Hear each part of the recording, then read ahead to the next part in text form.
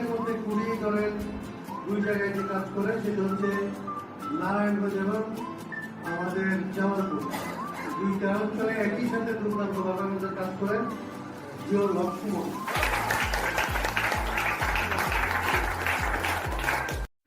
নারায়ণগঞ্জ তো আমরা যদি অ্যাকচুয়ালি যে রাষ্ট্র সংস্কার আন্দোলনের যে মূল থিমটা সেটা যদি আমরা পর্যবেক্ষণ করতে যাই, তাহলে আমাদের যে রাষ্ট্র সংস্কার আন্দোলনের প্রধান সমন্বয়ক অ্যাডভোকেট হাসনাত কায়েম ভাই, ওনার যে চিন্তা চেতনা যে এই সরকারি মানে এই রাষ্ট্রের সকল সম্পদের উপর যে সাধারণ জনগণের যে মালিকানা প্রতিষ্ঠা, শুধু কেবলমাত্র এটা দিয়েই তো আমরা শুরু করতে চাইছি, কিন্তু আমরা বলতেছি যে তৃণমূল পর্যায়ে যে সকল তৃণমূল অসহায় মেহনতি মানুষের যে জীবনযাত্রার মানটা যদি আমরা এই উন্নত করতে যদি না পারি, তাহলে আমাদের যে রাজনৈতিক সকল যে দলগুলা তারা যে এই সেক্টরটা নিয়ে যে ভাবতেছেন না, এটা কেবলমাত্র আমরা এই রাষ্ট্র সংস্কার আন্দোলনের যে চিন্তা থিম, তাই এই থিম দিয়েই তারা কেবলমাত্র আমাদের সাথে সমন্বয় করে যুগপথভাবে আন্দোলনের দিকে এগিয়ে যাচ্ছে। তো সেই দিকগুলা আমরা যদি খেয়াল করে থাকি, তাহলে আমি সত্যিকার অর্থে বলছি আমরা একটা পজিটিভ থিমে আমরা এগিয়েছি।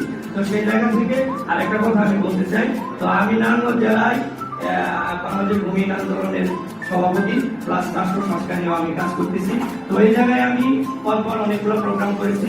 তো সেই জায়গায় ডিসি মহোদয়ের জায়গায় আমার কিছু কথা ছিল যে আমরা খাস জমি নিয়ে আমরা যুগপথ করে 5-7 আন্দোলন সংগ্রাম করেছিলাম।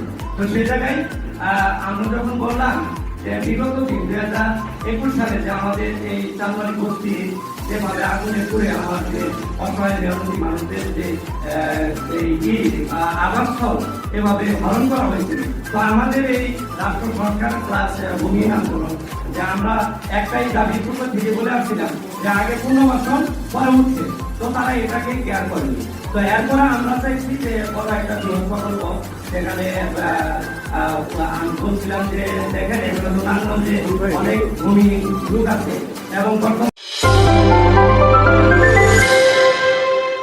উত্তেজনায় যে নারায়ণগঞ্জের যে কর্মপরিবেশ সেগুলো অত্যন্ত পরিত্যক্ত হয়ে গেছে, কারণ অনেক ইগুলা মালিক মহাজনগুলা তারা শ্রমিকদের ন্যায্য যে প্রাপ্য সেটা দিচ্ছে না। তো সেই জায়গা থেকে এই যে ভূমিহীন মানুষগুলা তাদের কিন্তু বেঁচে থাকা ন্যূনতম পরিস্থিতি নেই, তো সেটা আপনি অবশ্যই বিবেচনা করবেন। তো উনি বলছে যে এত বৃহৎ জায়গা নেই, তো যদি জায়গা না থাকে তাহলে নতুন করে যখন যে সরকার আসছে সেই সরকার নিয়ন্ত্রিত যেভাবে বিল্ডিং গুলা বা বিভিন্ন কারখানা অবৈধভাবে সরকারি জায়গার উপর প্রতিস্থাপন করা হয়েছে, তাহলে সেগুলো উচ্ছেদ করেন। তো এই যে আমাদের চাওয়া বা দাবিগুলো বৈধ থাকার পরেও আমরা ওইভাবে আমরা আন্দোলন সংগ্রাম করতে পারি, সেগুলো ভেবে দেখবেন। পরিশেষে রাষ্ট্র সংস্কার আন্দোলনের সাফল্য কামনা করে আমি আমার কথা শেষ করছি। আসসালামু আলাইকুম।